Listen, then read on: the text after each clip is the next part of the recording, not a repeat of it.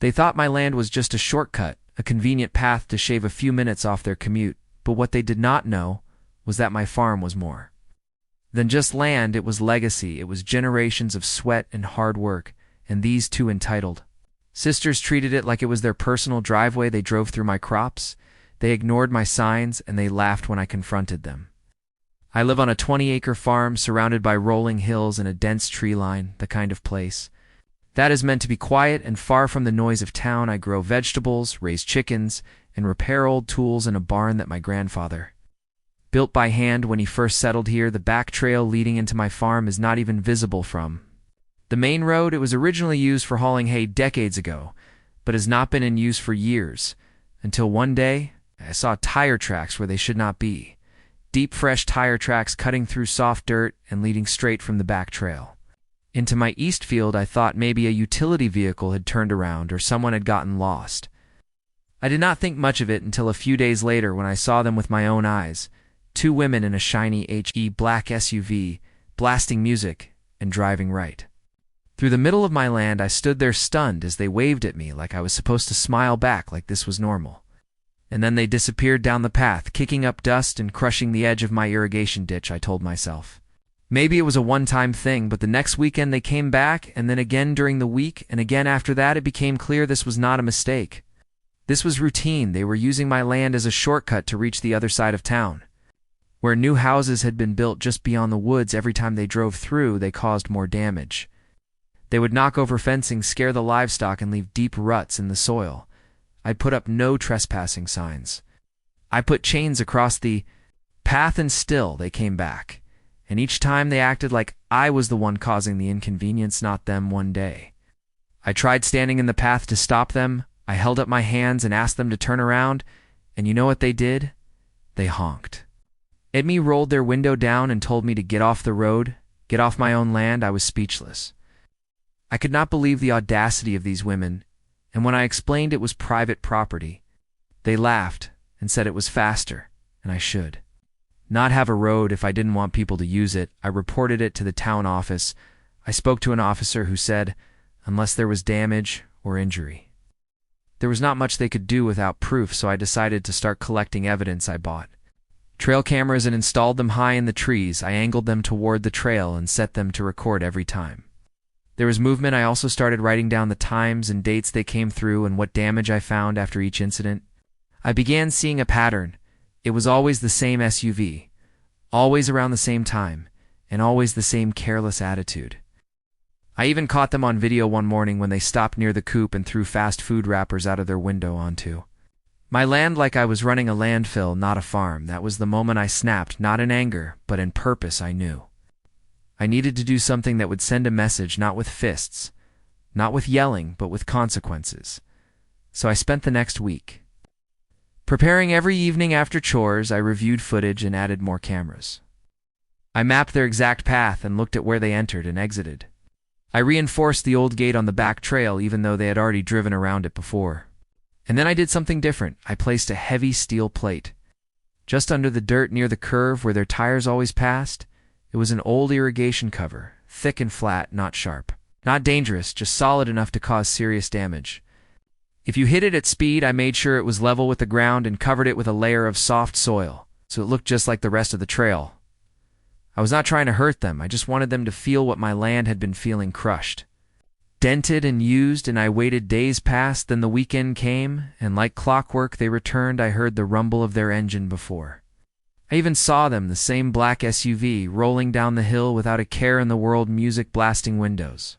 Down they came around the curve, and then it happened. A loud metallic bang echoed through the trees. The SUV lurched forward, then came to a stop, steam rising from under the hood. I walked up slowly, camera in hand, and asked if everything was all right. One of the sisters was shouting into her phone, while the other was inspecting the front of the car, oil leaking down into the dirt.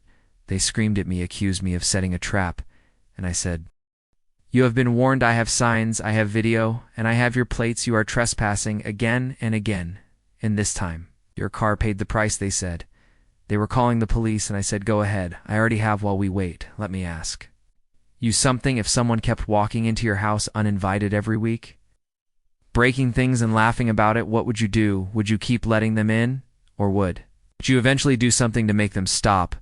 Let me know in the comments what you would have done, because when the police arrived, I showed them everything, the footage, the signs, the logs, everything. The officer looked at the damage, looked at the cameras, and told the sisters they had no case. In fact, they were lucky. Had not pressed charges because the amount of damage they had done to my crops alone over the past few months could have resulted in serious fines, and the officer warned them in front of me that if they were ever caught on my property again, they would be arrested. They fumed, they yelled, but in the end, they had to call a tow truck to drag their precious SUV off my land, while I stood there with my coffee in hand, watching as justice rolled in on four wheels. It should have ended there. But a week later, I noticed something strange, more tire tracks, this time not from the same SUV, but from a smaller car. And I checked the cameras, and sure enough, it was one of the same sisters in a different vehicle driving through alone, maybe testing the trail, maybe thinking I had taken down the trap, so I reinforced the barrier, added more signs, and filed a formal no trespass notice with the sheriff office. Now it was on record, legally documented, and enforceable. The next time would not end with a warning, it would end in court, and for a while they stopped. Months went by, and my fields grew back, the ruts healed. The chickens calmed down, and the peace returned, but then I heard from a neighbor that the same sisters had been using someone else's land 2 farms over and had nearly collided with a tractor pulling a full wagon. The farmer had caught it on dash cam and filed his own report, and now the county was looking into their behavior on a larger scale. Apparently we were not the only ones who had suffered their entitlement and their shortcuts. It turned out that their shortcuts had become a pattern. They had been using rural properties for years, driving through fields, alleys, side trails, and even once a school parking lot during a weekend market just to save a few minutes of drive time. I was contacted by a local official who had heard about the incident from the sheriff and asked if I would be willing to share my footage for a larger report. I agreed, and what I didn't expect was how many other people came forward with their own stories. One woman said the sisters had driven through her backyard and almost hit her dog.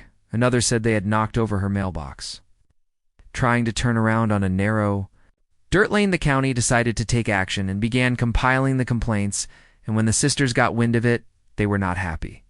They tried to intimidate us. They left a voicemail on my farm line saying that I had ruined their vehicle and they would be seeking compensation, but I had already spoken to my lawyer, and he assured me that as long as I had signage and had not said anything malicious or harmful, I was within my rights to protect my land, and I had not placed traps or anything dangerous, just something solid and immovable, something that only punished speed and recklessness, and the sheriff backed me up on that as well. The voicemail was forwarded to the authorities, and now they had a harassment complaint on file to the EP.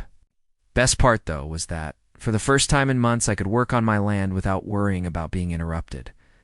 No more engines roaring through my fields, no more clouds of dust coating my crops, no more fast food wrappers thrown onto my property like it was a dumpster.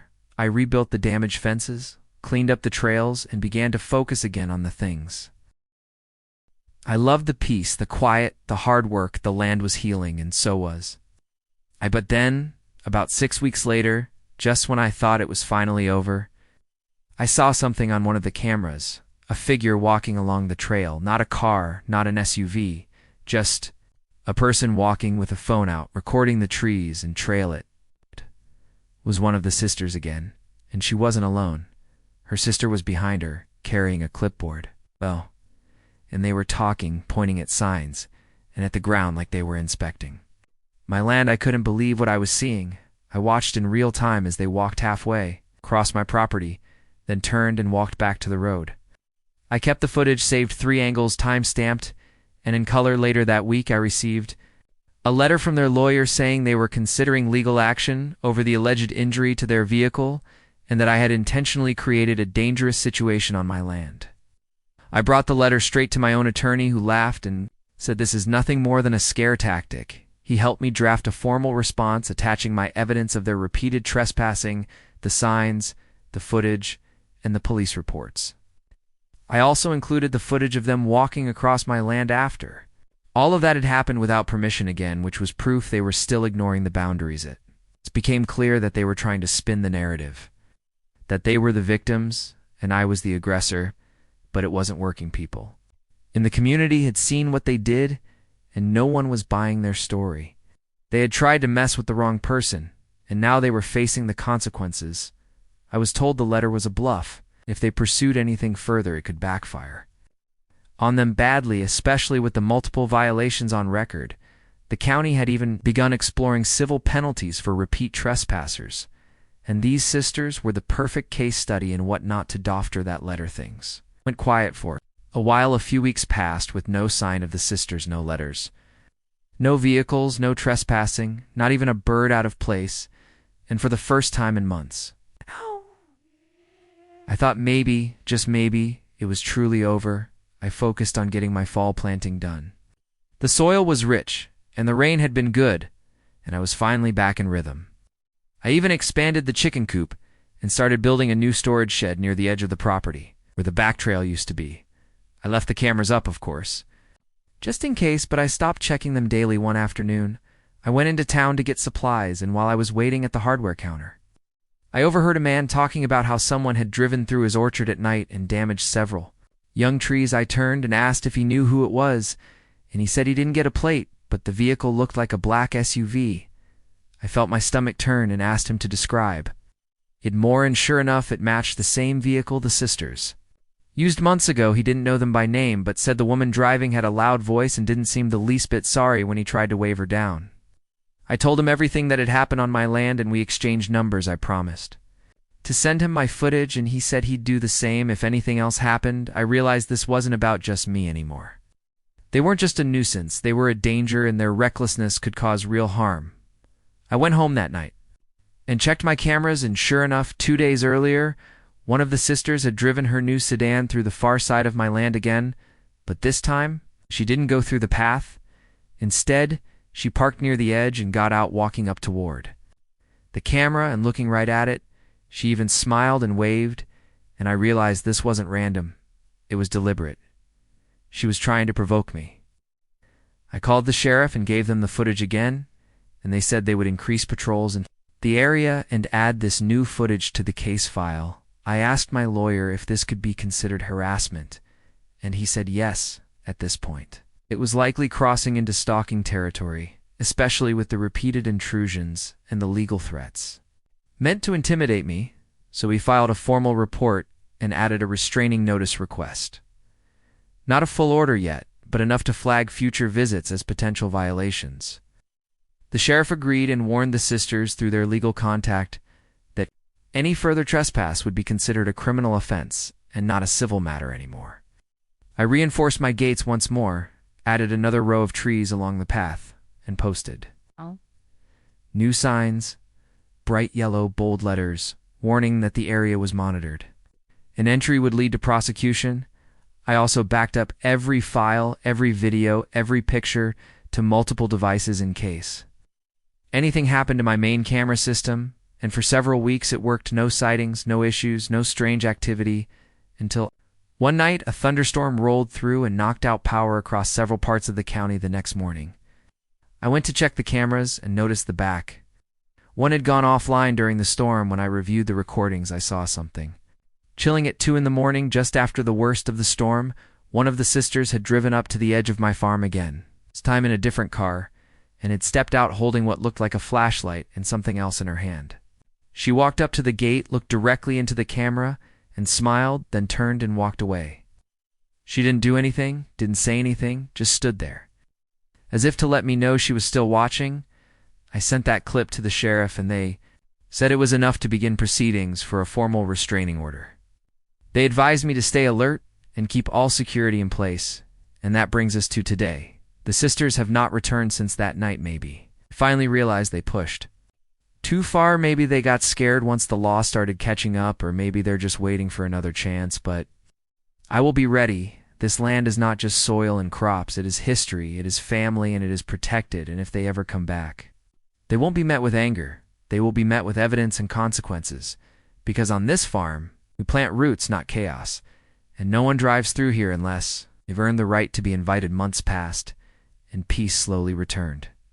To my life, the fields grew tall and golden, the birds came back, the neighbors started visiting more often, and the silence I once feared became a comfort again. I spent time restoring the parts of my land that had been damaged, replanted sections that had been run over, rebuilt fences, and poured my focus into healing both the land and my trust in the peace around me. I heard through the grapevine that the sisters had sold their house and moved away to another state. Some said they were facing multiple fines, others whispered that they were under investigation for several incidents, not just involving me but others as well. It seemed their behavior had finally caught up to them. And while I took no joy in anyone's downfall, I did feel a sense of closure, knowing they could no longer harass me or threaten the safety of my farm. I kept the cameras up, of course, and the signs stayed, posted not out of fear, but as a reminder that this land had been defended and would be protected. Always one evening, as the sun was setting and the sky turned shades of fire and peach, I stood at the edge of the property looking out over the fields. I remembered my grandfather telling me that land remembers everything, the good and the bad, and that if you care for it, it will care for you. In return, I whispered a quiet thank you to the wind and turned back toward the house, knowing that whatever storm came next, I had already proven I could weather it. And to those watching this, remember, your peace is worth defending, your roots matter, and no matter how shiny or loud the intruders may be, your quiet strength will always outlast their noise. Have you ever had someone refuse to respect your space? Tell me in the comments where you're watching from and what you would have done if someone kept trespassing on your land. And if you think this story is over, you haven't heard what happened when one of the sisters came back months later, pretending to be a buyer looking to purchase part of my land. But trust me, that's a story for another day.